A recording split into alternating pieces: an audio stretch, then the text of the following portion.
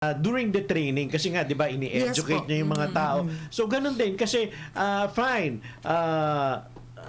Ayos na may kontrata na pero yun na nga biglang may nakausap na negatibo. Opo. So importante Yes. din na nare-remind sila from time to time na well may pagdadaanan talaga, hindi kahit sabihin mong franchise na yan Hindi laging Pasko.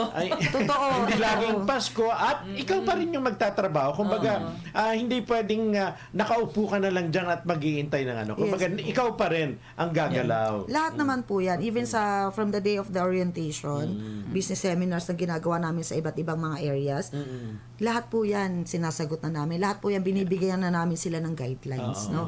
And yung minomotivate na talaga namin sila. Kasi if they want, hindi naman kasi yan pupunta ng orientation kung hindi interested to put up a business.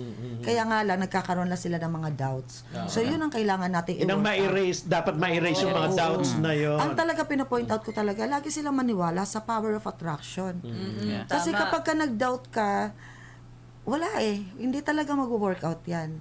Pero kung ina-attract mo talaga is positive at ina-attract mo na kaya ko to, magagawa ko to, magsasucceed ako, even kahit sabi mong hindi pa nangyayari yan, kiniklaim mo na. Oo. Tuloy-tuloy yan. Kung ano yung inisip mo, yung madalas nangyayari Yes. to, diba? Magiging magandang resulta. Kaya So yung tinuturo naman namin yun sa kanila.